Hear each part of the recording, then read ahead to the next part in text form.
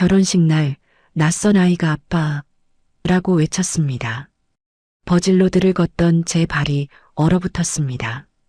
하얀 드레스, 화려한 샹들리에 축하 인사를 건네는 하객들. 모든 게 완벽했습니다. 아니, 완벽해 보였습니다. 그 아이의 손에 쥐어진 구겨진 쪽지. 아줌마, 우리 엄마 좀 구해주세요. 심장이 쿵 내려앉았습니다. 신랑 장민우의 얼굴이 하얗게 질렸고 시어머니 박명자의 눈빛이 날카롭게 변했습니다.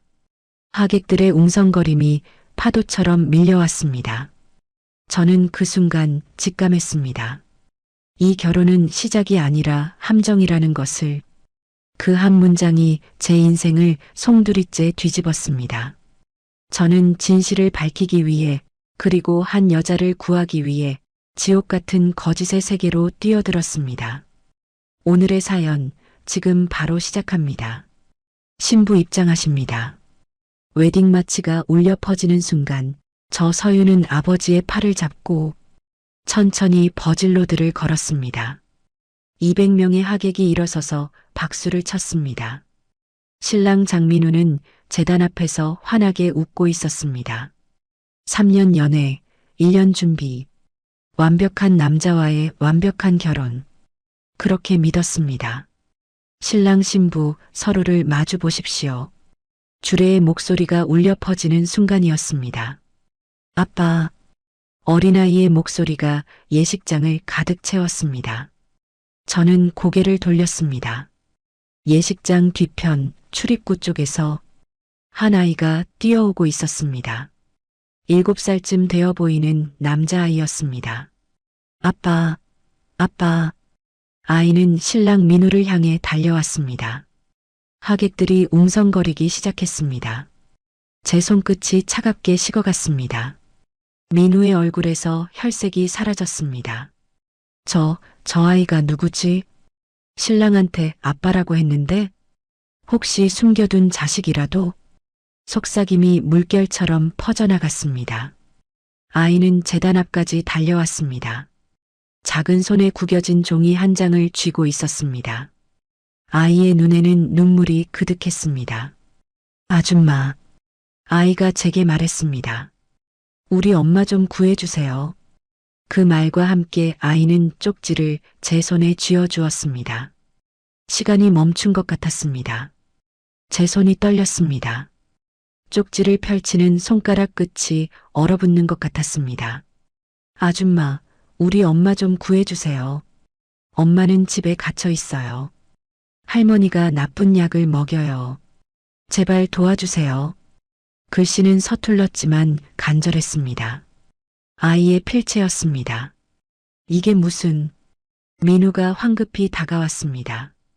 그의 어머니 박명자도 제단 옆에서 달려왔습니다. 하온아, 너 여기서 뭐 하는 거니? 민우의 목소리가 떨렸습니다. 하온. 그 이름을 민우는 알고 있었습니다. 신부님, 잠깐만 실례하겠습니다. 박명자가 제 팔을 붙잡았습니다. 그녀의 소나기에 힘이 잔뜩 들어가 있었습니다. 이 아이는 제 조카 손자예요.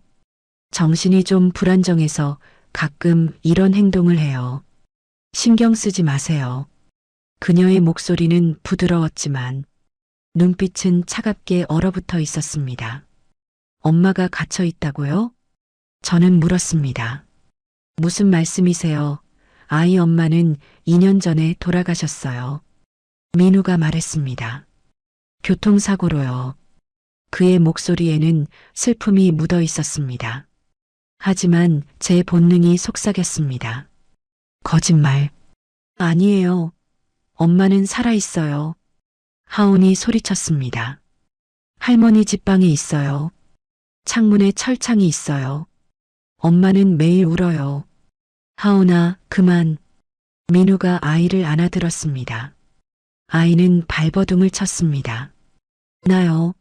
나달라고요. 하객들의 웅성거림이 커졌습니다. 제 머릿속이 하얗게 변했습니다.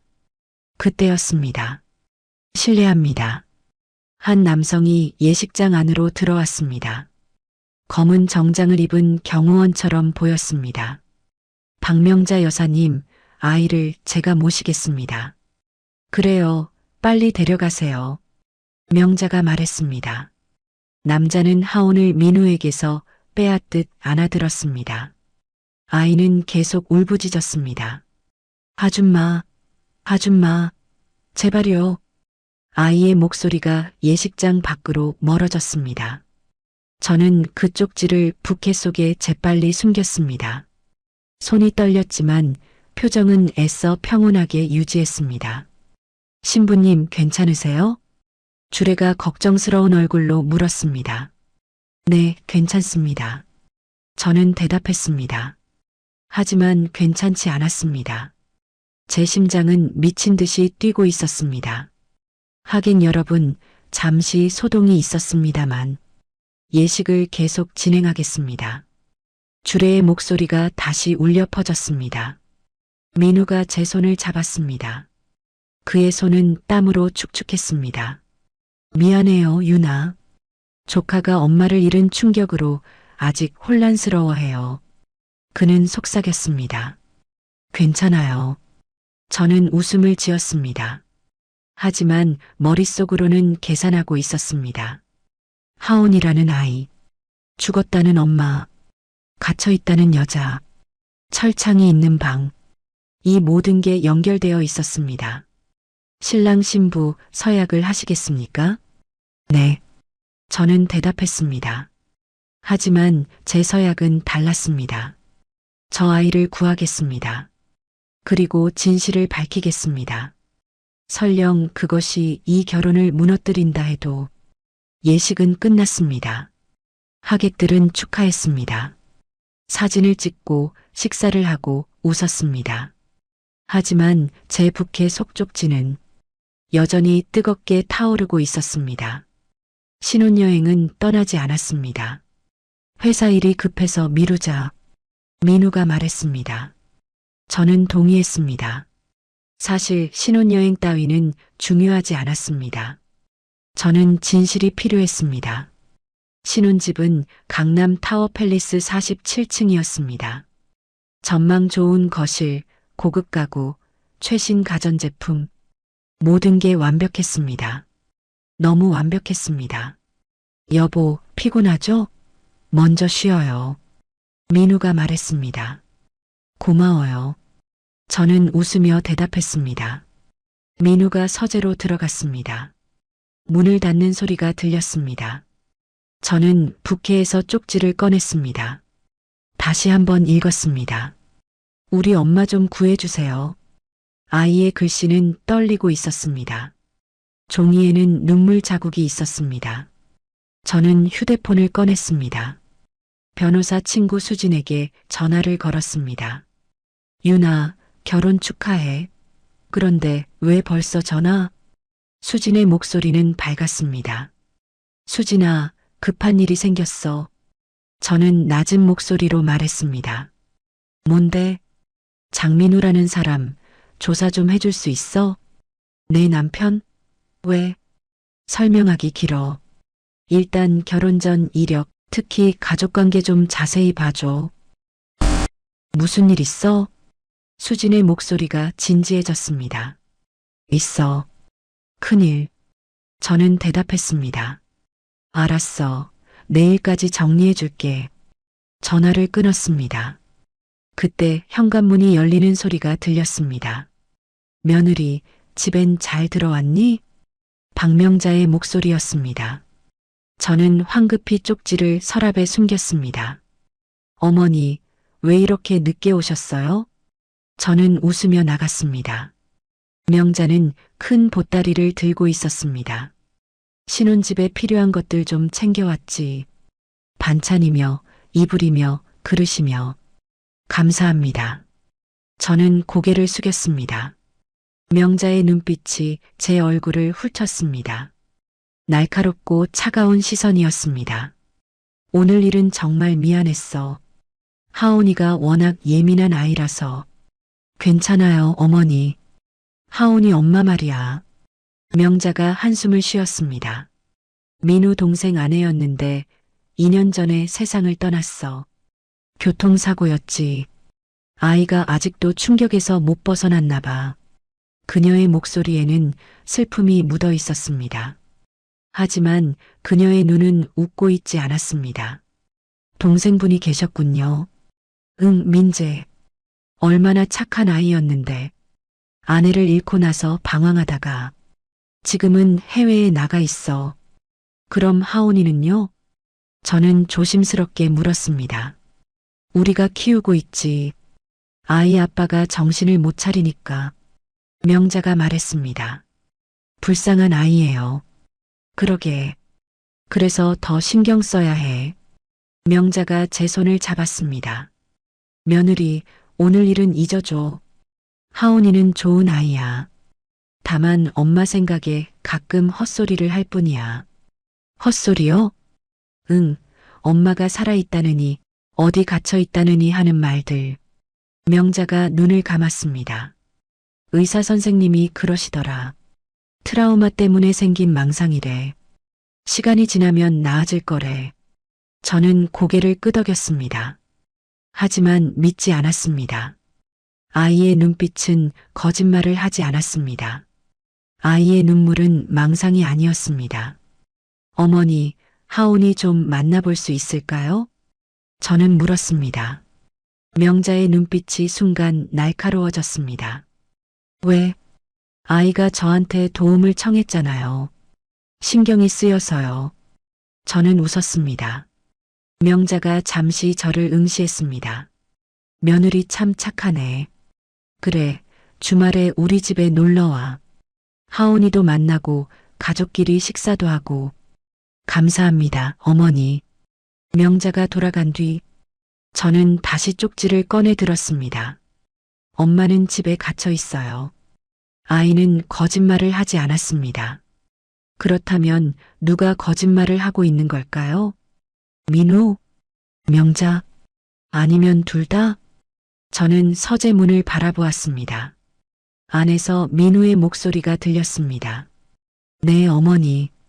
아무 문제 없어요. 며느리는 아무것도 모르는 것 같아요. 제 등골이 서늘해졌습니다. 저는 숨을 죽였습니다. 하온이 일은 실수였어요. 다시는 그런 일 없을 겁니다. 제가 확실하게 조치했으니까요. 네, 그쪽은 안전합니다. 아무도 찾을 수 없어요. 그쪽? 어디를 말하는 걸까요? 알겠습니다, 어머니. 일주일만 참으면 돼요. 그러면 모든 게 우리 것이 됩니다. 전화가 끊어졌습니다. 저는 재빨리 거실로 돌아왔습니다. 심장이 미친 듯이 뛰었습니다. 모든 게 우리 것이 된다? 무슨 의미일까요? 서재 문이 열렸습니다.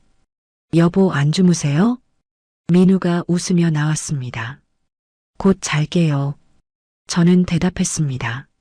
민우가 다가와 제 어깨를 감쌌습니다. 오늘 고생 많았어요. 오늘 일은 신경 쓰지 마요. 우리 앞으로 행복할 거예요. 그의 목소리는 달콤했습니다. 하지만 그의 눈은 차가웠습니다. 저는 그날 밤 잠들지 못했습니다. 머릿속으로 모든 것을 정리했습니다. 하온이라는 아이, 죽었다는 엄마, 갇혀있다는 여자, 그리고 민우와 명자의 수상한 대화. 모든 것이 한 곳을 가리키고 있었습니다. 어디선가 한 여자가 갇혀 있다는 것을, 그리고 민우와 명자가 그것을 숨기고 있다는 것을. 다음 날 아침 민우는 회사에 갔습니다. 오늘 저녁 늦을 거예요. 먼저 주무세요. 그가 말했습니다. 저는 고개를 끄덕였습니다. 문이 닫히자마자 저는 서재로 향했습니다. 문은 잠겨 있지 않았습니다. 서재 안은 깔끔했습니다. 큰 책상, 가죽 의자, 벽면을 가득 채운 책장. 저는 천천히 둘러보았습니다. 책상 위에는 서류가 가지런히 정리되어 있었습니다. 회사 관련 문서들이었습니다. 서랍을 열었습니다. 펜, 명함, 영수증. 별다른 것이 없었습니다. 두 번째 서랍. 노트북이 들어 있었습니다. 저는 노트북을 꺼내 열었습니다. 비밀번호를 입력하세요. 화면에 메시지가 떴습니다. 저는 생각했습니다. 민우의 생일? 아니었습니다. 우리 결혼기념일? 아니었습니다. 그때 결혼식 날 하온이의 얼굴이 떠올랐습니다. 하온이의 생일은 언제일까요? 저는 휴대폰을 꺼내 수진에게 문자를 보냈습니다. 장민우 조카 하온, 생년월일 알 수 있어? 10분 후 답장이 왔습니다. 2019년 3월 15일생. 왜? 315. 저는 비밀번호 칸에 입력했습니다. 비밀번호가 일치합니다. 노트북이 열렸습니다. 손이 떨렸습니다. 바탕화면에는 폴더가 몇 개 있었습니다. 회사, 개인, 사진, 그리고 케어 플랜. 저는 케어 플랜 폴더를 클릭했습니다. 비밀번호를 입력하세요. 또 다른 잠금이 걸려 있었습니다. 저는 여러 숫자를 시도했습니다. 민우 생일, 명자 생일, 제 생일. 모두 틀렸습니다. 그때 벽을 보았습니다. 벽에는 그림 한 점이 걸려 있었습니다. 호숫가 풍경화였습니다. 붉은 지붕에 작은 별장, 푸른 물, 멀리 보이는 산. 그림 오른쪽 아래에 서명이 있었습니다. 알아, 가평 2019. 알아.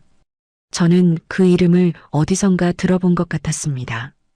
휴대폰으로 검색했습니다. 최아라, 화가, 1988년생. 뉴스 기사가 떴습니다. 신인 화가 최아라, 2021년 실종. 가족 측 우울증 알타 행방불명 추정. 기사 사진 속 여자는 아름다웠습니다. 긴 머리, 맑은 눈, 부드러운 미소. 저는 그림을 다시 보았습니다. 2019년. 하온이가 태어난 해. 그리고 최아라가 이 그림을 그린 해. 저는 직감했습니다. 이 여자가 하온이 엄마라는 것을, 그리고 이 여자가 갇혀 있다는 것을. 가평. 저는 중얼거렸습니다. 비밀번호 칸에 입력했습니다. 가평의 지역번호 31. 틀렸습니다. 아라의 생년월일? 검색했습니다. 1988년 7월 22일. 722. 틀렸습니다. 그림을 그린 날짜? 2019. 틀렸습니다. 저는 한숨을 쉬었습니다. 그때 그림 속 별장이 눈에 들어왔습니다. 창문이 몇 개였습니다. 하나, 둘, 셋, 넷. 4개. 문도 하나. 별장 옆 나무도 하나. 1415. 저는 입력했습니다. 비밀번호가 일치합니다. 폴더가 열렸습니다. 제 심장이 쿵 내려앉았습니다. 폴더 안에는 파일이 가득했습니다. 의료기록, 투약일지, 감시보고서, 재산 목록. 저는 의료기록을 클릭했습니다. PDF 파일이 열렸습니다. 환자명 최아라. 진단명 중증 우울증, 조현병 의심. 담당의 김정훈. 치료기간 2021.03 현재. 스크롤을 내렸습니다. 환자는 지속적인 망상 증세를 보이며 자해 및 타해 위험이 있어 24시간 격리 보호 필요. 거짓말. 저는 직감했습니다. 이 진단은 조작되었다는 것을. 투약 일지를 열었습니다. 할로페리돌 5mg 1일 3회, 로라제팜 2mg 1일 2회, 클로자핀 100mg 1일 1회. 이 약들은 무엇일까요? 저는 검색했습니다. 할로페리돌 항정신병 약물. 부작용 마이너스 졸음, 무기력, 인지장애. 로라제팜 벤조다이아제핀계 진정제. 부작용 마이너스 기억상실, 의존성. 클로자핀 강력한 항정신병 약물. 부작용 마이너스 의식 저하, 운동장애. 제 손이 떨렸습니다. 이 여자는 약물로 무력화되고 있었습니다. 감시 보고서를 열었습니다. 2025.01 15. 대상자 이상 행동 없음. 식사 거부 1회. 투약 정상 진행. 2025.01. 20. 대상자 창문 탈출 시도. 보안 강화 조치 완료. 2025.01. 25. 대상자 하온 이름 반복적으로 언급. 투약량 증량 지시. 하온. 아이의 이름. 엄마는 아들을 기억하고 있었습니다. 마지막 파일 재산 목록을 열었습니다. 최아라 소유 부동산. 마이너스 가평 토지 1만 5천 평 시가 150억 원 추정. 마이너스 서울 강남 아파트 시가 30억 원. 마이너스 기타 예금 및 주식 50억 원. 총 자산 230억 원 추정. 그리고 메모가 있었습니다. 후견인 지정 완료 박명자. 재산 신탁 계약 진행 중. 계약 완료 예정일 2025.11. 20. 11월 20일. 오늘은 11월 13일. 일주일 후면 모든 재산이 명자에게 넘어갑니다. 저는 이해했습니다. 결혼식 날 민우가 한 말. 일주일만 참으면 모든 게 우리 것이 됩니다. 이 결혼은 함정이었습니다. 저를 이용해 정상적인 가정을 꾸미고 재산을 가로채려는 계획이었습니다. 그리고 최아라는 그 계획의 희생자였습니다. 저는 파일을 USB에 복사했습니다. 그리고 노트북을 조심스럽게 닫았습니다. 모든 것을 원래 자리에 돌려놓았습니다. 거실로 나왔습니다. 창밖으로 서울 야경이 보였습니다. 화려하고 아름다웠습니다. 하지만 어딘가에서 한 여자가 약물에 취해 갇혀 있었습니다. 그리고 그녀의 아들은 세상에 도움을 청하고 있었습니다. 저는 결심했습니다. 이 여자를 찾아내겠다고, 그리고 이 거짓의 가족을 무너뜨리겠다고. 설령 제 결혼이 끝나더라도 며느리 주말에 집에 놀러 올 거지? 명자가 전화를 걸어왔습니다. 네, 어머니. 저는 대답했습니다. 하온이도 기다리고 있어. 내가 오면 좋아할 거야. 감사합니다. 토요일 오후 저는 명자의 집으로 갔습니다. 민우는 회사 일로 늦는다고 했습니다. 먼저 가 있어요. 곧 갈게요. 그가 말했습니다. 오히려 좋았습니다. 저는 하온이를 만나고 싶었습니다. 명자의 집은 평창동 단독주택이었습니다. 높은 담장, 넓은 정원, 고급스러운 외관. 초인종을 눌렀습니다. 어서 오세요, 사모님. 가정부가 문을 열었습니다. 어머니는요? 장 보러 나가셨어요. 곧 오실 거예요. 저는 안으로 들어갔습니다. 하온이는 어디 있나요? 방에 있어요. 제가 불러올까요? 아니요, 제가 갈게요. 저는 2층으로 올라갔습니다. 복도 끝 방문이 살짝 열려 있었습니다. 안에서 아이의 목소리가 들렸습니다. 엄마, 보고 싶어요. 저는 문을 조심스럽게 밀었습니다. 하온이가 창가에 앉아 있었습니다. 손에는 크레파스와 스케치북이 들려 있었습니다. 하온아. 저는 부드럽게 불렀습니다. 아이가 고개를 돌렸습니다.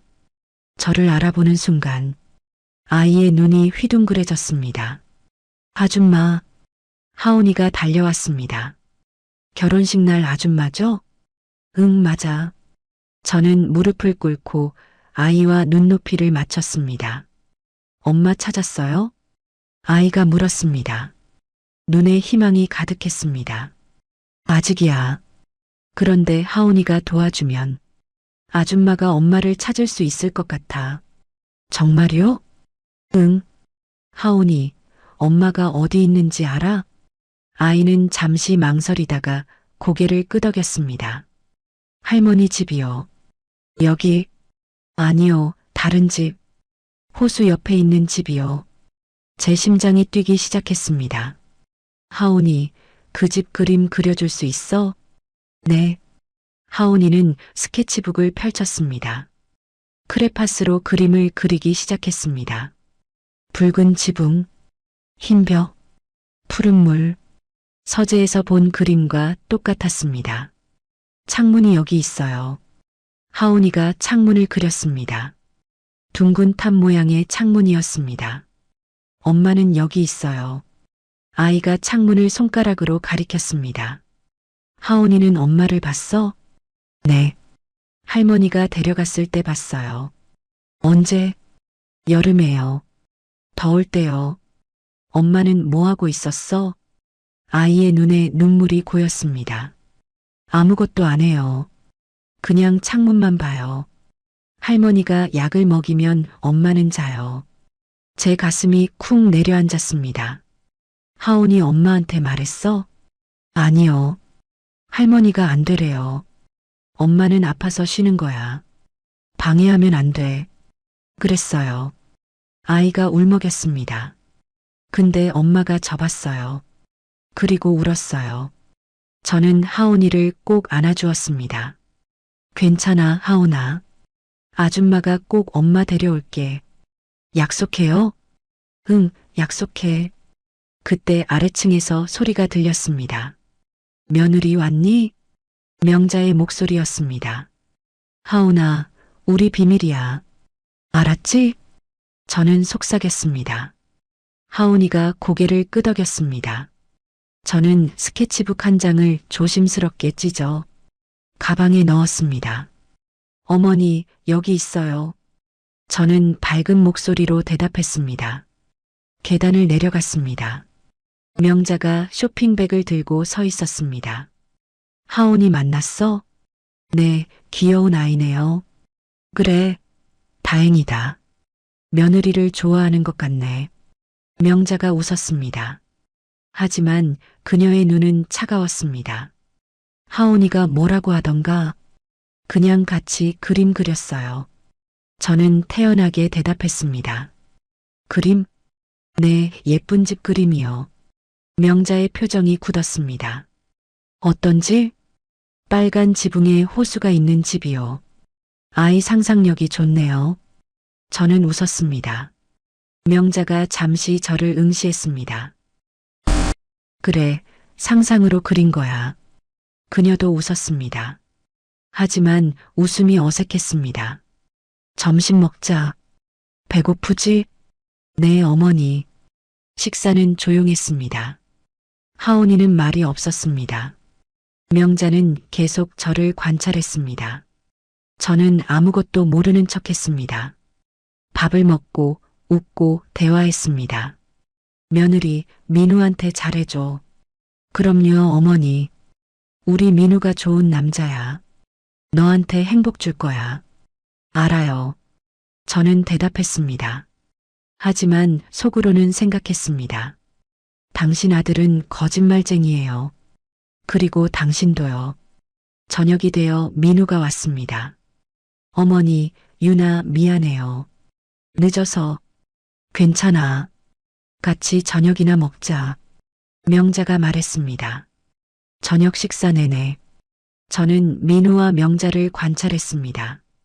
그들은 완벽한 가족을 연기했습니다. 사랑, 배려, 웃음, 모든 것이 거짓이었습니다. 집으로 돌아오는 차 안에서 민우가 말했습니다.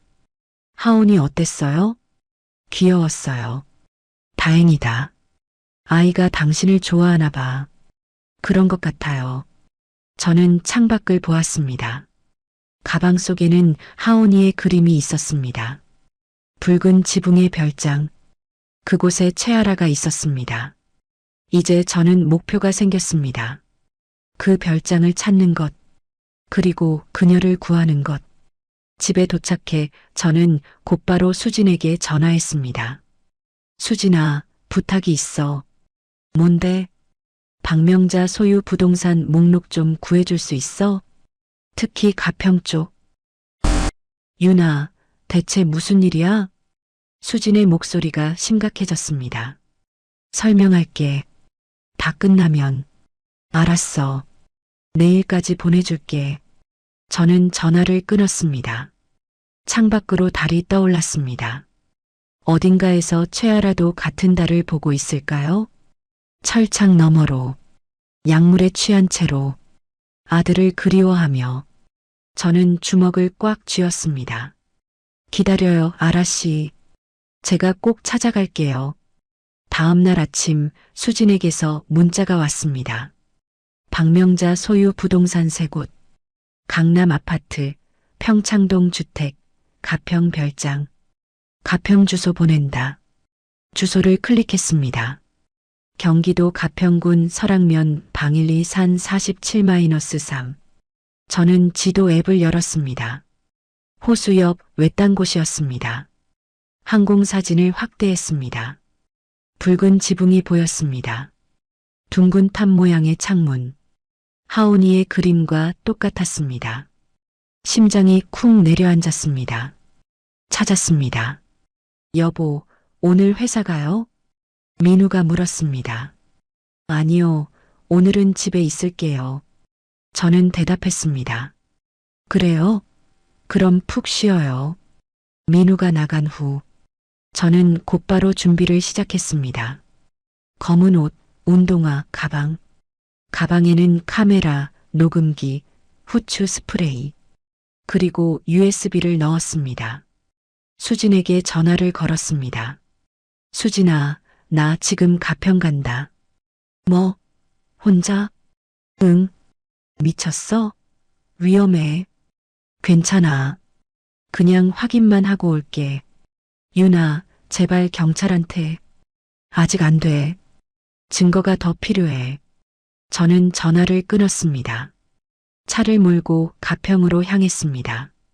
서울을 벗어나자 풍경이 바뀌었습니다.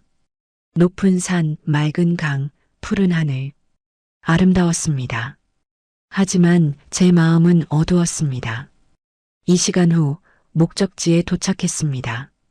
좁은 산길을 따라 올라갔습니다. 목적지 100m 전입니다.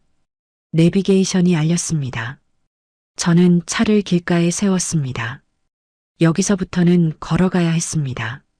나무 사이로 난 오솔길을 따라갔습니다. 10분쯤 걸었을까? 앞쪽에 붉은 지붕이 보였습니다. 별장이었습니다. 2층 건물, 흰 벽, 붉은 지붕, 둥근 탑 모양의 창문이 2층에 있었습니다. 주변에는 높은 담장이 둘러져 있었습니다. 현관에는 CCTV가 설치되어 있었습니다. 저는 숨어서 관찰했습니다. 1층 거실에 사람이 보였습니다. 검은 정장을 입은 남자. 경호원 같았습니다. 2층 탑 창문에는 커튼이 쳐져 있었습니다. 하지만 커튼 사이로 그림자가 보였습니다. 누군가 있었습니다. 제 심장이 뛰었습니다. 최아라가 저기 있을까요? 저는 담장을 따라 뒤편으로 돌아갔습니다. 뒷마당이 있었습니다. 작은 정원과 창고, 창고 옆에 사다리가 있었습니다. 저는 사다리를 들고 담장 쪽으로 갔습니다. 담장 높이는 약 2.5m. 사다리를 세웠습니다. 조심스럽게 올라갔습니다. 담장 위에서 마당을 내려다보았습니다. 1층 뒤편 창문이 보였습니다. 창문은 열려 있었습니다. 저는 담장에서 뛰어내렸습니다. 착지 않은 소리가 생각보다 컸습니다. 숨을 죽였습니다. 안에서 인기척이 없었습니다. 저는 창문으로 다가갔습니다. 안을 들여다보았습니다. 주방이었습니다. 아무도 없었습니다. 창문을 더 열고 안으로 들어갔습니다. 주방은 깨끗했습니다. 냉장고, 식탁, 싱크대. 평범한 주방이었습니다. 하지만 식탁 위에 약병이 있었습니다. 저는 약병을 집어들었습니다. 할로페리돌 OMG. 노트북에서 본 바로 그 약이었습니다. 제 손이 떨렸습니다. 최아라가 정말 여기 있었습니다. 복도로 나갔습니다. 벽에 CCTV가 설치되어 있었습니다. 붉은 불빛이 깜빡이고 있었습니다. 저는 모자를 더 깊이 눌렀었습니다. 계단이 보였습니다. 2층으로 올라갔습니다. 복도 끝에 문이 하나 있었습니다. 둥근 모양의 문이었습니다. 탑 방이었습니다. 문손잡이를 돌렸습니다. 잠겨 있었습니다. 누구세요? 안에서 여자 목소리가 들렸습니다. 약하고 떨리는 목소리였습니다. 아라씨? 저는 속삭였습니다. 네, 저는 서윤이라고 해요. 하온이가 저를 보냈어요. 하온이? 목소리가 떨렸습니다. 우리 하온이? 우리 아들? 네, 하온이가 엄마를 찾아달라고 했어요. 하온이가, 여자가 울기 시작했습니다. 제발, 제발 저 좀 꺼내주세요. 저는 미치지 않았어요. 박명자가 저를 가뒀어요. 제 재산을 빼앗으려고. 알아요, 다 알아요. 저는 말했습니다. 조금만 기다려요. 제가 꼭 구해줄게요.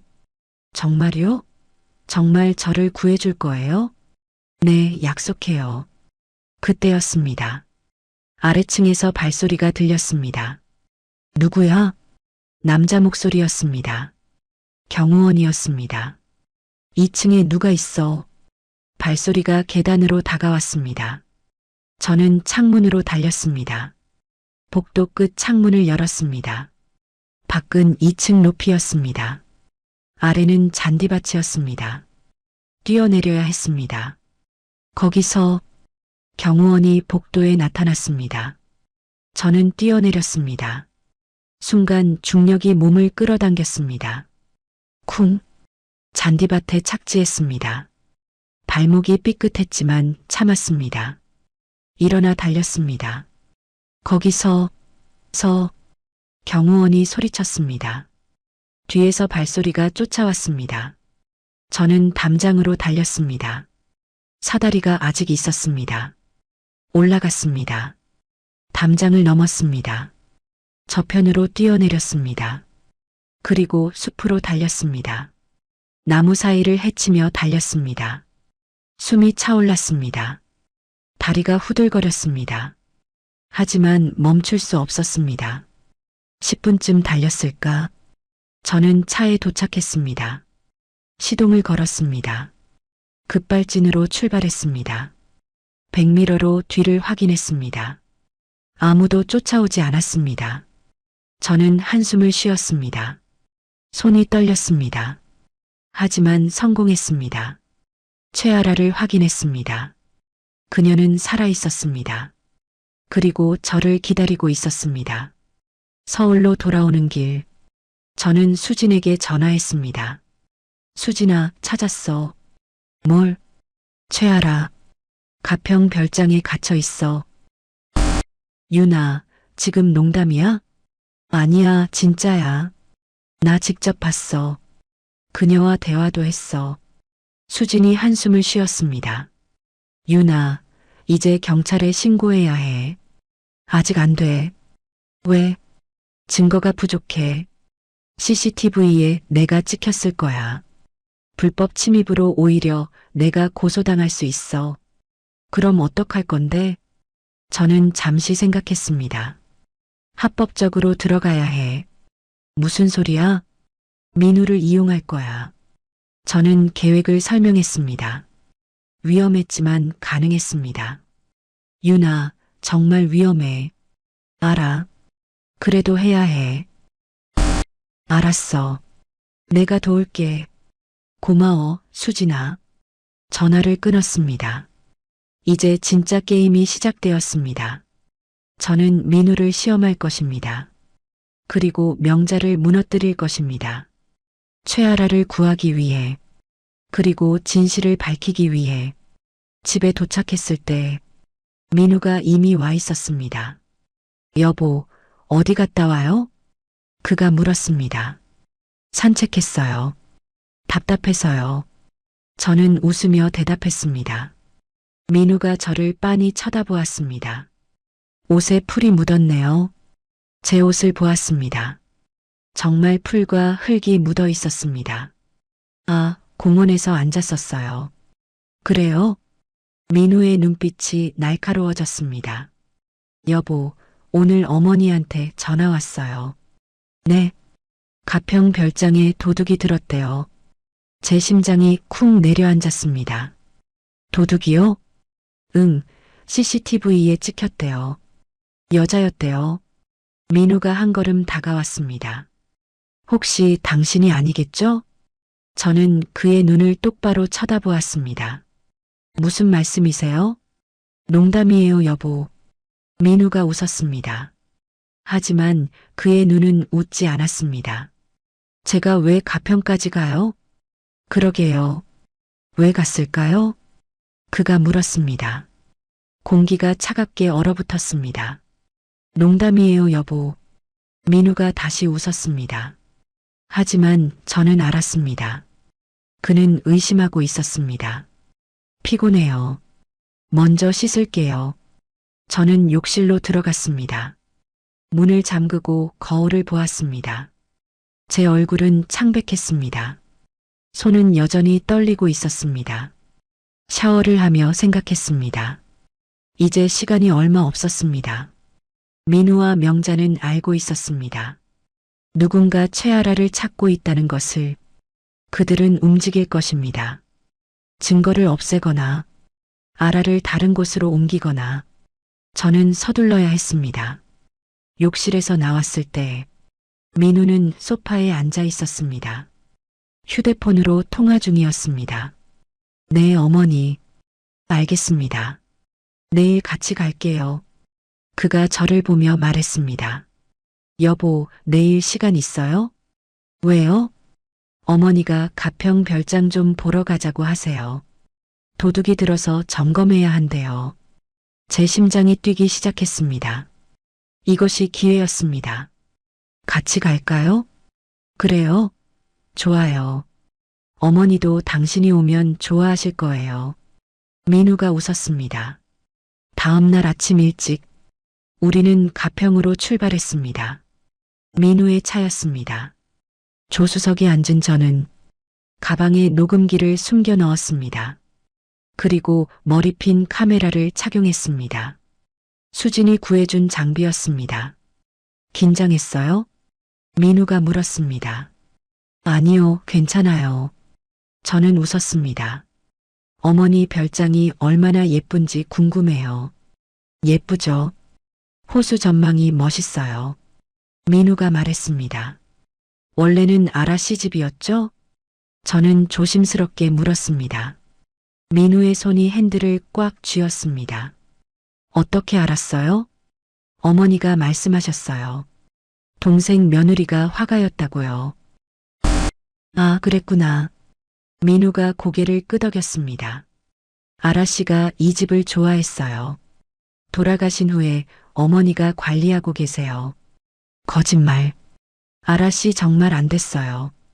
제가 말했습니다. 교통사고라니. 그래요. 갑작스러웠어요. 민우의 목소리가 낮아졌습니다. 하온이가 불쌍해요. 동생도 힘들어하고 있어요. 동생분은 언제 돌아오세요? 글쎄요, 아직 모르겠어요. 민우가 대답했습니다. 더 이상 묻지 않았습니다. 이 시간 후 별장에 도착했습니다. 명자가 현관에서 기다리고 있었습니다. 어서 와요, 며느리. 그녀가 웃으며 말했습니다. 어머니. 저는 인사했습니다. 집이 정말 예쁘네요. 그렇죠? 들어와요. 별장 안은 깔끔했습니다. 넓은 거실, 큰 창문, 호수 전망. 하지만 저는 2층만 생각했습니다. 탑방, 최아라가 갇혀 있는 곳. 여기 앉아요. 명자가 소파를 가리켰습니다. 차 준비할게요. 명자가 주방으로 갔습니다. 민우는 전화를 받으러 밖으로 나갔습니다. 저는 혼자 남았습니다.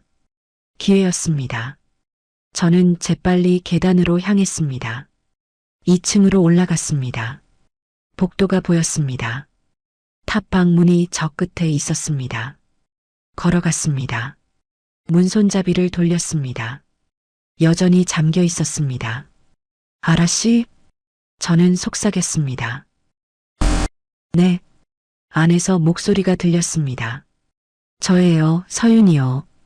어제 왔던 사람. 오셨어요? 네, 구하러 왔어요. 정말요? 목소리에 희망이 묻어났습니다. 네, 조금만 기다려요.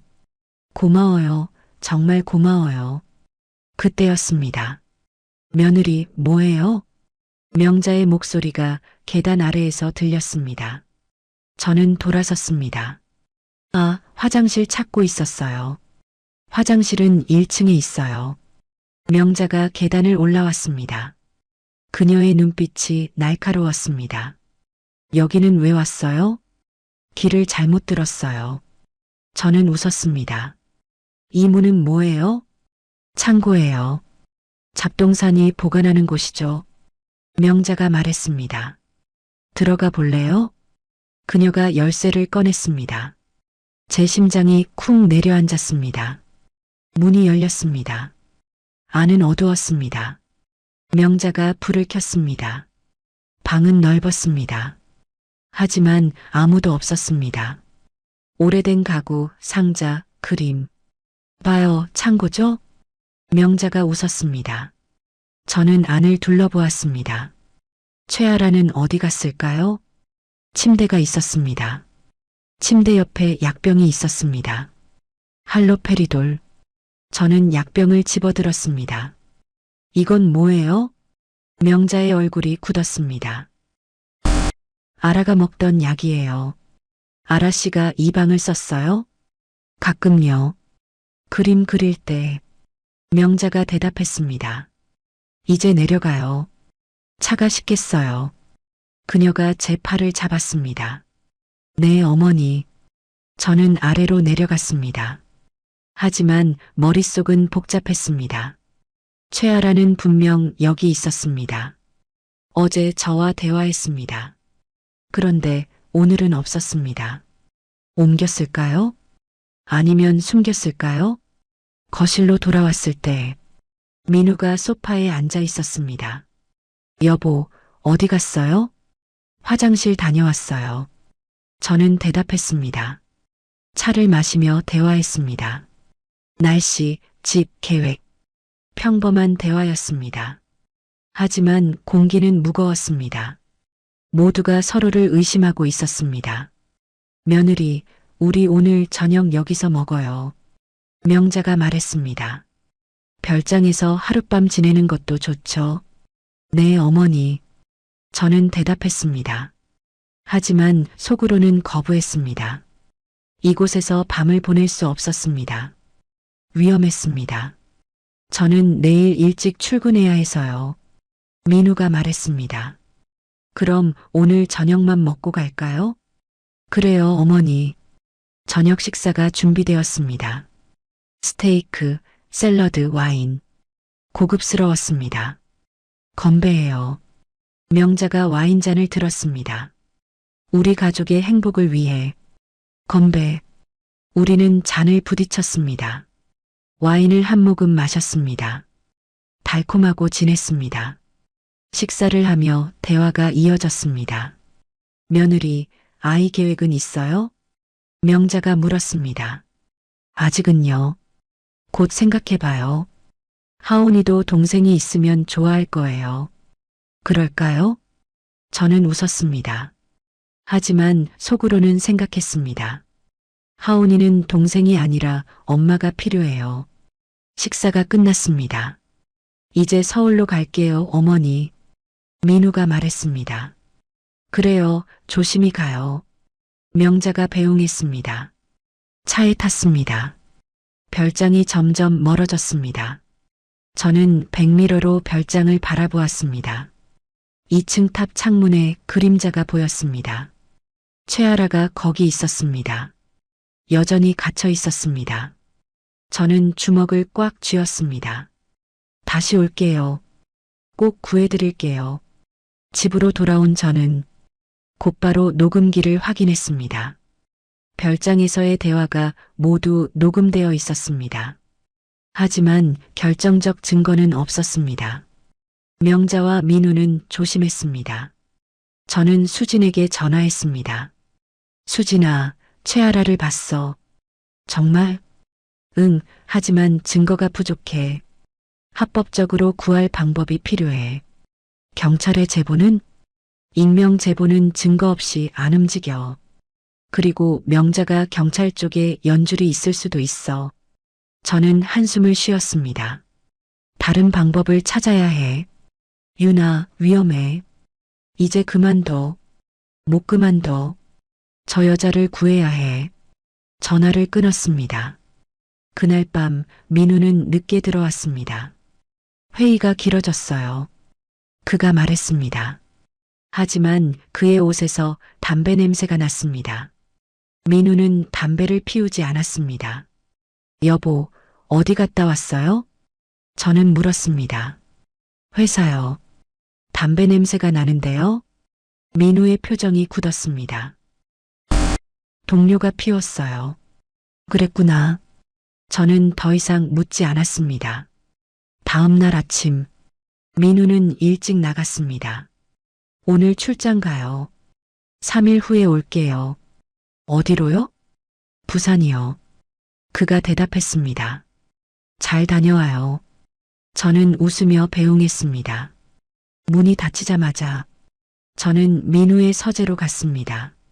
노트북을 다시 열었습니다. 케어 플랜 폴더를 확인했습니다. 새 파일이 추가되어 있었습니다. 이전 계획서 클릭했습니다. 최아라 이전 계획. 일시 2025년 11월 16일. 장소 강원도 인제군 5호 요양병원. 담당 김정훈 원장. 3일 후였습니다. 그들은 최아라를 옮길 계획이었습니다. 요양병원으로. 그곳에 가면 아라는 영원히 나올 수 없을 것입니다. 저는 결심했습니다. 그 전에 구해야 한다고. 오늘 밤, 지금 아니면 기회가 없었습니다. 수진에게 전화했습니다. 수진아, 오늘 밤 같이 가평 가자. 뭐? 미쳤어? 3일 후에 아라 씨를 요양병원으로 옮긴대. 오늘이 마지막 기회야. 유나, 제발 도와줘. 수진이 한숨을 쉬었습니다. 알았어. 조건이 있어. 뭔데? 내 친구도 데려갈 거야. 전직 경찰이거든. 좋아. 저녁 9시 우리는 가평으로 출발했습니다. 수진의 친구 강태식, 그리고 저. 태식은 조용한 남자였습니다. 제 역할은 뭡니까? 그가 물었습니다. 경호원을 제압하고 최아라를 안전하게 빼내는 거예요. 경호원이 몇 명입니까? 보통 1명이에요. 무장은? 모르겠어요. 태식이 고개를 끄덕였습니다. 제가 처리하겠습니다. 11시 별장 근처에 도착했습니다. 차를 숨겼습니다. 여기서 걸어가야 해요. 저는 말했습니다. 숲길을 따라 걸었습니다. 달빛이 길을 비쳤습니다. 15분 후 별장이 보였습니다. 불이 켜져 있었습니다. 1층 거실에 경호원이 보였습니다. TV를 보고 있었습니다. 저 사람을 어떻게 하죠? 수진이 속삭였습니다. 제가 할게요. 태식이 말했습니다. 그는 담장을 넘었습니다. 소리 없이 별장으로 접근했습니다. 현관 옆 창문을 열었습니다. 안으로 들어갔습니다. 3분 후, 쿵 소리가 들렸습니다. 거실 불이 꺼졌습니다. 태식이 현관문을 열었습니다. 들어오세요. 우리는 안으로 들어갔습니다. 거실에 경호원이 쓰러져 있었습니다. 죽인 거예요? 저는 놀라 물었습니다. 아니요, 기절시켰어요. 1시간은 깨어나지 않을 겁니다. 고마워요. 저는 2층으로 올라갔습니다. 탑방 앞에 섰습니다. 문을 두드렸습니다. 아라 씨, 저예요. 서윤 씨? 네, 구하러 왔어요. 정말요? 문 너머로 울음소리가 들렸습니다. 문을 열어야 해요. 태식이 말했습니다. 그는 잠금 장치를 살폈습니다. 전자식이네요. 그는 도구를 꺼냈습니다. 30초 후, 띠띠, 문이 열렸습니다. 방 안은 어두웠습니다. 불을 켰습니다. 침대에 여자가 앉아 있었습니다. 긴 머리, 창백한 얼굴, 빈 눈빛. 최아라였습니다. 아라 씨. 저는 다가갔습니다. 아라가 저를 쳐다보았습니다. 그녀의 눈에 천천히 초점이 맺혔습니다. 당신이 서윤 씨? 네. 정말 구하러 오신 거예요? 네, 가요. 여기서 나가요. 저는 그녀의 손을 잡았습니다. 그녀의 손은 차갑고 떨렸습니다. 하온이, 우리 하온이는 괜찮아요? 네, 건강해요. 엄마 기다리고 있어요. 아라가 울기 시작했습니다. 고마워요. 정말 고마워요. 지금 가야 해요. 태식이 말했습니다. 우리는 아라를 부축해 일으켰습니다. 하지만 그녀는 걷기 힘들어했습니다. 약물 때문이었습니다. 제가 업겠습니다. 태식이 아라를 업었습니다. 계단을 내려갔습니다. 현관으로 나왔습니다. 그때였습니다. 어디 가는 거야? 목소리가 들렸습니다. 명자였습니다. 그녀가 별장 입구에 서 있었습니다. 뒤에는 민우도 있었습니다. 제 심장이 멈췄습니다. 어떻게? 출장은 거짓말이었어요. 민우가 말했습니다. 당신을 시험한 거예요. 과연 오늘 밤 올 줄 알았지. 명자가 웃었습니다. 며느리, 참 고집도 세네. 비켜요. 태식이 말했습니다. 안 되지. 명자 뒤에서 남자들이 나타났습니다. 경호원 3명이었습니다. 유나, 뛰어. 수진이 소리쳤습니다. 우리는 뒤편으로 달렸습니다. 쫓아. 명자가 외쳤습니다. 발소리가 뒤에서 쫓아왔습니다. 숲으로 들어갔습니다. 어둠 속을 헤쳤습니다. 나뭇가지가 얼굴을 긁었습니다. 숨이 차올랐습니다. 저쪽이야. 뒤에서 목소리가 들렸습니다. 더 빨리 가요. 저는 외쳤습니다. 10분을 달렸을까? 앞에 호수가 나타났습니다. 어떻게? 수진이 물었습니다. 배가 있어요.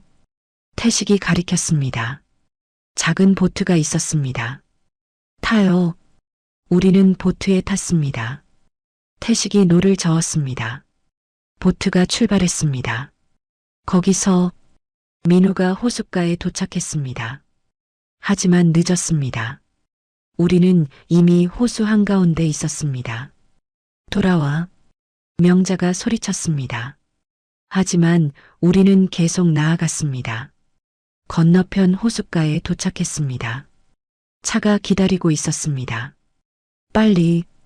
우리는 차에 탔습니다. 태식이 시동을 걸었습니다. 급발진으로 출발했습니다. 백미러로 호수를 보았습니다. 명자와 민우가 작아져 갔습니다.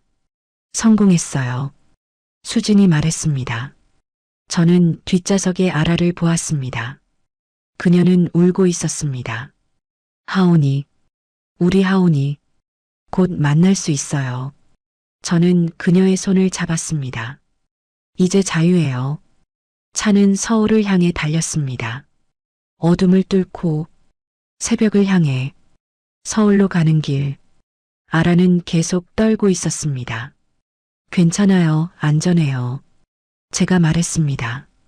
정말 꿈이 아니죠? 아니에요. 현실이에요. 차 안은 조용했습니다. 모두 긴장한 표정이었습니다. 이제 어떡하죠? 수진이 물었습니다. 일단 병원에 가야 해요. 아라 씨 건강 상태를 확인하고 약물 검사도 해야 해요. 그 다음엔요?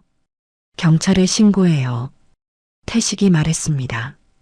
증거는 있어요? 수진이 물었습니다. 저는 가방에서 USB를 꺼냈습니다. 여기 다 있어요. 의료 기록, 투약 일지, 재산 문서. 이거면 충분해요. 태식이 고개를 끄덕였습니다. 새벽 3시 서울에 도착했습니다. 대학병원 응급실로 갔습니다. 환자 상태가 어떻습니까? 의사가 물었습니다. 장기간 약물 투여를 받았어요. 할로페리돌, 로라제팜, 클로자핀. 얼마나 오래요? 4년. 의사의 표정이 굳었습니다. 검사가 필요하겠습니다. 아라는 병실로 옮겨졌습니다. 혈액검사, MRI, 심리평가, 모든 검사가 진행되었습니다. 저는 복도에서 기다렸습니다. 수진이 옆에 앉았습니다. 유나, 잘했어. 아직 끝난 게 아니야. 이제 경찰에 맡기면 되잖아. 명자가 가만히 있을 것 같아? 저는 창밖을 바라보았습니다. 동쪽 하늘이 밝아오고 있었습니다. 이 시간 후 의사가 나왔습니다. 환자 상태는 심각합니다.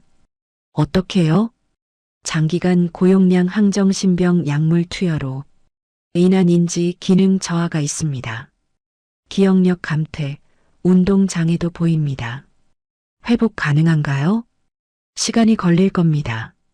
약물을 끊고 재활 치료를 받으면 천천히 나아질 수 있습니다. 감사합니다, 선생님. 병실로 들어갔습니다. 아라가 침대에 누워 있었습니다. IV 링거가 연결되어 있었습니다. 아라 씨, 제가 불렀습니다. 그녀가 눈을 떴습니다. 서윤 씨, 네. 하온이 만나고 싶어요. 곧 만날 수 있어요. 그때 문이 열렸습니다. 경찰 2명이 들어왔습니다. 최아라 씨 맞습니까? 네. 실종 신고가 되어 있습니다. 몇 가지 여쭤봐도 될까요? 아라는 천천히 이야기하기 시작했습니다. 2021년 3월이었어요. 시어머니 박명자가 저를 불렀어요. 하온이 아빠가 사고를 당했다고. 계속하세요. 급히 가평 별장으로 갔어요. 그런데 그게 함정이었어요. 아라의 목소리가 떨렸습니다. 도착하자마자 약을 먹였어요. 정신을 잃었어요. 깨어났을 땐 방에 갇혀 있었어요. 왜 그랬다고 생각하십니까? 제 재산 때문이에요. 아라가 말했습니다. 제가 물려받은 가평 토지가 150억 원이에요. 명자는 제가 정신병이 있다고 거짓 진단을 받게 하고 후견인이 되었어요. 증거가 있습니까? 저는 USB를 건넸습니다. 여기 모든 증거가 있어요. 의료 기록, 투약 일지, 재산 문서. 경찰이 USB를 받았습니다. 확인하겠습니다. 박명자 씨와 장민우 씨를 조사하겠습니다. 감사합니다. 경찰이 나간 후 아라가 제 손을 잡았습니다. 고마워요, 서윤 씨. 당신이 아니었으면 괜찮아요. 저는 그녀의 손을 꼭 잡았습니다. 이제 자유해요. 그날 오후 경찰이 명자와 민우를 체포했습니다. 뉴스가 터져 나왔습니다. 재벌 일가, 며느리 불법 감금, 150억 재산 탈취 혐의. 저는 TV를 껐습니다. 더 이상 보고 싶지 않았습니다. 저는 변호사를 만났습니다. 혼인 무효 소송을 제기하고 싶어요. 사기 결혼이었다는 증거가 있습니까? 네. 저는 모든 자료를 제출했습니다. 충분합니다. 혼인은 무효 처리될 겁니다. 감사합니다. 이틀 후 아라가 퇴원했습니다. 하온이 어디 있어요? 그녀가 물었습니다. 제가 데려올게요. 저는 평창동 집으로 갔습니다. 경찰이 명자를 체포한 후 하온이는 아동보호시설로 옮겨졌습니다. 시설로 가서 하온이를 만났습니다. 아줌마, 하온이가 달려왔습니다. 엄마는요? 엄마 찾았어요? 응, 찾았어.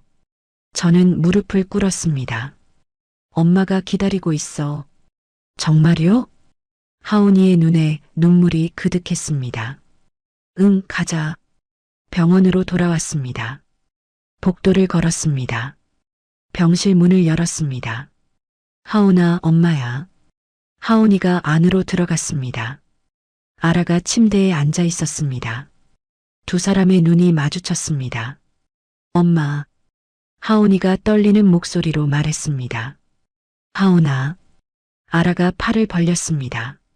하온이가 달려갔습니다. 엄마와 아들이 껴안았습니다. 둘 다 울고 있었습니다. 보고 싶었어, 하온아. 저도요, 엄마. 엄마. 저는 조용히 문을 닫았습니다. 복도에 서서 눈물을 닦았습니다. 수진이 다가왔습니다. 유나, 잘했어. 응. 이제 끝났어. 응, 끝났어. 하지만 끝난 게 아니었습니다. 진짜 시작이었습니다. 정의를 위한 싸움. 진실을 밝히는 싸움. 그 싸움은 이제부터였습니다. 재판이 시작되었습니다. 검찰은 박명자와 장민우를 기소했습니다. 혐의는 불법 감금, 사기, 중강요, 문서 위조. 검사 측 입증하십시오. 판사가 말했습니다. 검사가 일어섰습니다. 피고인 박명자는 2021년 3월 며느리 최아라를 가평 별장에 불법 감금하고 약물을 강제 투여했습니다. 스크린에 증거가 나타났습니다. 투약 일지, 할로페리돌, 로라제팜, 클로자핀을 4년간 고용량으로 투여했습니다. 이는 최아라의 의지를 꺾고 무력화시키기 위함이었습니다. 검사가 다음 자료를 제시했습니다. 피고인은 공모자인 의사 김정훈을 통해 허위 정신병 진단서를 작성했습니다. 스크린에 진단서가 떠올랐습니다. 중증 우울증, 조현병 의심. 이는 모두 거짓이었습니다. 서울대병원의 재검사 결과 최아라는 정신병이 없었습니다. 방청석이 술렁였습니다. 피고인의 목적은 무엇이었습니까? 판사가 물었습니다. 재산 탈취였습니다. 검사가 다음 자료를 펼쳤습니다. 최아라가 소유한 가평 토지 1만 5천 평, 시가 150억 원입니다. 피고인은 허위 진단을 통해 후견인이 되었고 재산 신탁 계약을 진행했습니다. 계약은 완료되었습니까? 아니요. 피해자가 구출되면서 무산되었습니다. 검사가 박명자를 쳐다보았습니다. 피고인은 4년간 최아라를 감금하고 약물로 무력화시켰습니다. 그리고 그녀의 아들 하온이에게는 엄마가 죽었다고 거짓말했습니다. 방청석에서 한숨소리가 들렸습니다. 피고인 장민우의 역할은 무엇입니까? 판사가 물었습니다. 공모자입니다. 검사가 대답했습니다. 장민우는 어머니 박명자를 도와 최아라를 감시하고 관리했습니다. 그리고 서윤 씨와 사기 결혼을 했습니다. 사기 결혼이라 함은 정상 가정을 위장하기 위해서였습니다. 후견인 자격심사에서 유리하도록요. 저는 증인석에 앉아 있었습니다. 증인 장민우와의 결혼에 대해 말씀해 주십시오. 장민우는 저를 속였습니다. 저는 차분히 말했습니다. 최아라가 죽었다고 거짓말했고 하온이를 조카라고 했습니다. 모든 게 계획된 거짓이었습니다. 결혼식 날 하온이가 나타났죠? 네, 아이가 쪽지를 건넸습니다. 엄마를 구해달라고요. 그 쪽지를 증거로 제출하십시오. 저는 쪽지를 건넸습니다. 구겨진 종이에 아이의 글씨가 있었습니다. 판사가 쪽지를 살폈습니다. 이 쪽지가 모든 것의 시작이었군요. 네, 재판장님. 다음 증인은 의사 김정훈이었습니다. 증인, 최아라의 진단서를 작성했습니까? 검사가 물었습니다. 네. 김정훈의 목소리는 떨렸습니다. 실제로 환자를 진찰했습니까? 아니요. 그럼 어떻게 진단서를 작성했습니까? 박명자 씨가 요청했습니다. 돈을 주면서요. 방청석이 다시 술렁였습니다. 얼마를 받았습니까? 5천만 원입니다. 양심이 없습니까? 검사가 소리쳤습니다. 김정훈은 고개를 숙였습니다. 죄송합니다. 증인 물러가십시오. 다음은 최아라가 증언할 차례였습니다. 아라가 증인석에 섰습니다. 그녀는 여전히 약했지만 눈빛은 맑았습니다. 증인, 4년간 무슨 일이 있었는지 말씀해 주십시오. 2021년 3월 15일이었습니다. 아라가 천천히 말했습니다. 시어머니가 전화했습니다. 남편이 사고를 당했다고요. 급히 가평으로 갔습니다. 그 다음은요? 별장에 도착하자마자 시어머니가 차를 건넸습니다. 긴장을 풀라며요. 마셨습니다. 아라의 목소리가 떨렸습니다. 정신을 잃었습니다. 깨어났을 때는 방에 갇혀 있었습니다. 창문에 철창이 있었습니다. 탈출을 시도했습니까? 여러 번 했습니다. 하지만 매번 실패했습니다. 경호원이 24시간 감시했습니다. 약물은 언제부터 투여되었습니까? 처음부터요. 하루에 3번 밥과 함께 먹였습니다. 거부하면 강제로 주사했습니다. 아라가 눈물을 닦았습니다. 약을 먹으면 정신이 흐려졌습니다. 생각할 수 없었습니다. 움직일 수도 없었습니다. 아들 하온이는요? 만나지 못했습니다. 여름에 한 번 왔었는데 시어머니가 막았습니다. 멀리서 보기만 했습니다. 아라가 울기 시작했습니다. 하온이가 저를 봤어요. 손을 흔들었어요. 하지만 저는 아무것도 할 수 없었어요. 약 때문에. 방청석이 조용해졌습니다. 어떻게 견뎠습니까? 하온이 때문이었습니다. 아들을 다시 만나겠다는 생각. 그 생각만으로 버텼습니다. 판사가 박명자를 쳐다보았습니다. 피고인, 할 말이 있습니까? 박명자가 일어섰습니다. 저는 며느리를 보호한 것뿐입니다.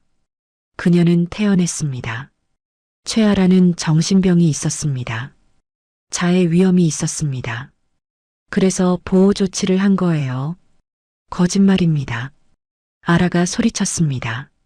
저는 아프지 않았어요. 당신이 저를 가둔 거예요. 재산 때문에. 조용히 하십시오. 판사가 말했습니다. 피고인 박명자, 증거는 명백합니다. 변명하지 마십시오. 박명자의 얼굴이 굳었습니다. 마지막으로 장민우가 증인석에 섰습니다. 피고인, 왜 서윤 씨와 결혼했습니까? 검사가 물었습니다. 민우는 저를 쳐다보았습니다. 어머니의 지시였습니다. 무슨 지시입니까? 정상 가정을 만들라고요. 후견인 자격 심사를 통과하기 위해서. 서윤 씨를 사랑했습니까? 아니요. 민우가 고개를 숙였습니다. 이용한 겁니다. 제 가슴이 아팠습니다. 하지만 이미 알고 있었습니다. 모든 게 거짓이었다는 것을. 피고인들은 4년간 계획적으로 한 여성을 감금하고 고문했습니다. 검사가 최후 진술을 했습니다. 목적은 150억 원의 재산이었습니다. 이들은 인간의 자유와 존엄성을 돈으로 짓밟았습니다.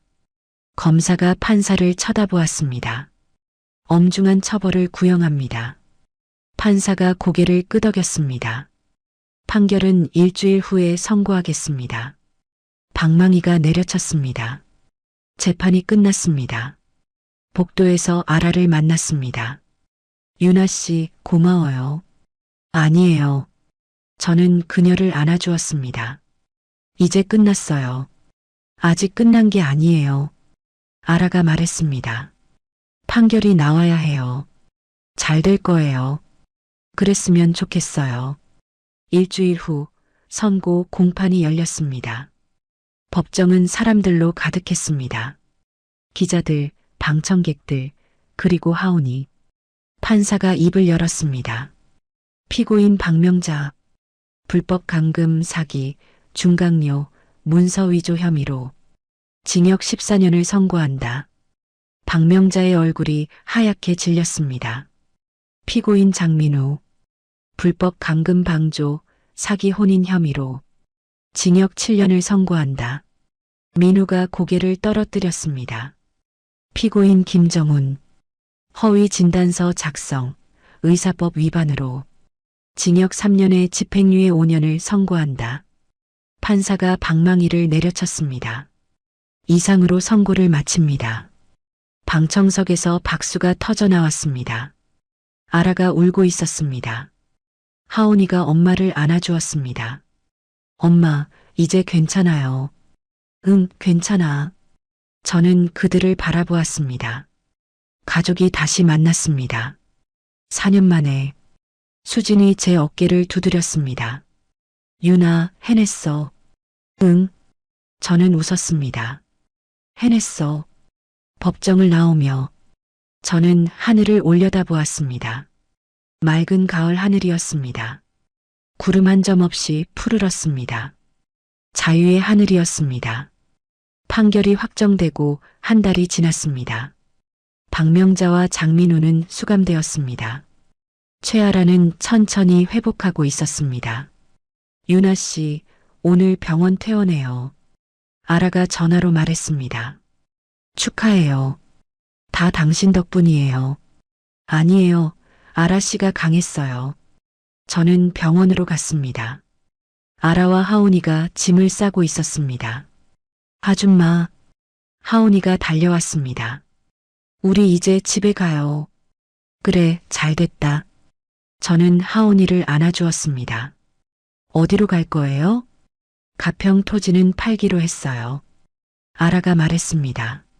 그곳엔 나쁜 기억밖에 없어요. 서울에 작은 집을 구할 거예요. 좋은 결정이에요. 유나 씨는요? 저요? 저는 웃었습니다. 저도 새 출발을 하려고요. 혼인 무효 판결이 나왔습니다. 저는 다시 자유의 몸이 되었습니다. 장민우와의 결혼은 처음부터 없었던 일이 되었습니다. 뭘 할 거예요? 아직 모르겠어요. 하지만 무언가 의미 있는 일을 하고 싶어요. 유나 씨라면 잘할 거예요. 아라가 미소 지었습니다. 병원을 나와 주차장으로 갔습니다. 수진이 차를 몰고 기다리고 있었습니다.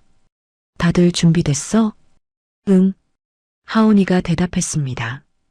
우리는 아라의 새 집으로 갔습니다. 마포구 작은 아파트였습니다. 2층, 밝은 거실, 작은 방 2개. 여기에요. 아라가 문을 열었습니다. 와, 예뻐요. 하온이가 뛰어다녔습니다. 제 방은 어디예요? 저기 작은 방이야. 하온이가 방으로 달려갔습니다. 아라는 거실 창가에 섰습니다. 햇빛이 잘 들어와요. 그녀가 말했습니다. 여기서 다시 그림을 그릴 수 있을 것 같아요. 그림요? 네, 4년 동안 그리지 못했어요. 이제 다시 시작하고 싶어요. 멋진 일이에요. 저는 그녀를 격려했습니다. 꼭 전시회도 열어요. 그럴게요. 아라가 웃었습니다. 그날 저녁, 우리는 함께 저녁을 먹었습니다. 간단한 식사였지만 따뜻했습니다. 건배. 수진이 컵을 들었습니다. 새로운 시작을 위하여. 건배. 우리는 컵을 부딪혔습니다. 하온이도 주스 컵을 들었습니다. 엄마, 아줌마, 수진 이모, 건배. 모두가 웃었습니다. 식사 후 하온이가 그림을 그렸습니다. 이거 봐요. 하온이가 그림을 보여줬습니다. 3명의 여자와 1명의 아이. 이게 뭐야? 우리예요. 엄마, 유나 아줌마, 수진 이모, 그리고 저. 하온이가 웃었습니다. 우리는 가족이에요. 제 눈시울이 뜨거워졌습니다. 그래, 우리는 가족이야. 한 달 후, 아라의 첫 전시회가 열렸습니다. 제목은 새벽의 호수였습니다. 인사동 작은 갤러리였습니다. 벽에는 아라의 그림들이 걸려 있었습니다. 호수, 별장, 창문, 그리고 자유. 어둠 속 희망을 그린 그림들이었습니다. 많은 분들이 오셨네요. 아라가 신기해했습니다. 좋은 그림이니까요. 저는 말했습니다. 관람객들이 그림 앞에 섰습니다. 이 그림은 뭘 의미하나요? 한 사람이 물었습니다. 감금의 기억이에요. 아라가 대답했습니다. 하지만 동시에 자유의 꿈이기도 해요. 사람들이 고개를 끄덕였습니다. 전시회는 성공적이었습니다. 여러 그림이 판매되었습니다. 언론에서도 관심을 가졌습니다. 불법 감금 피해자, 용기의 그림으로 제기. 기사 제목이었습니다. 아라는 인터뷰에서 말했습니다. 저를 구해준 서윤 씨에게 감사해요. 그녀가 아니었다면 저는 여전히 어둠 속에 있었을 거예요. 저는 그 인터뷰를 보며 울었습니다. 수진이 옆에서 어깨를 두드렸습니다. 유나, 넌 영웅이야. 아니야, 난 그냥 옳은 일을 했을 뿐이야. 그게 영웅이지. 겨울이 왔습니다. 첫눈이 내렸습니다. 저는 아라의 집을 방문했습니다. 유나 씨, 하온이가 문을 열었습니다. 눈사람 만들러 가요. 그래, 가자. 우리는 근처 공원으로 갔습니다. 하온이가 신나게 눈을 뭉쳤습니다. 아라는 옆에서 웃으며 지켜봤습니다. 행복해 보여요. 제가 말했습니다. 행복해요. 아라가 대답했습니다. 4년 만에 느끼는 진짜 행복이에요. 앞으로도 계속 행복하실 거예요. 당신도요, 유나 씨. 아라가 제 손을 잡았습니다. 당신도 행복할 자격이 있어요. 고마워요. 저는 웃었습니다. 눈사람이 완성되었습니다. 하온이가 환호했습니다. 완성이에요. 이름은 뭘로 할까? 아라가 물었습니다. 희망이요. 하온이가 대답했습니다. 희망 눈사람이에요. 우리는 웃으며 사진을 찍었습니다. 그 순간이 영원히 기억될 것 같았습니다. 집으로 돌아오는 길, 저는 편지 한 통을 받았습니다. 발신인은 최아라였습니다. 편지를 열었습니다. 친애하는 유나 씨에게, 당신은 제 생명의 은인입니다. 당신이 아니었다면 저는 여전히 어둠 속에 갇혀 있었을 거예요. 하온이의 작은 쪽지를 당신만이 진지하게 받아들였어요. 당신만이 진실을 찾았어요. 당신만이 저를 구했어요. 이제 저는 자유입니다. 하온이와 함께 웃을 수 있습니다. 그림을 그릴 수 있습니다. 꿈을 꿀 수 있습니다. 이 모든 게 당신 덕분이에요. 당신도 행복하세요. 당신이 저에게 준 자유만큼 큰 행복을 누리세요. 당신을 영원히 기억하겠습니다.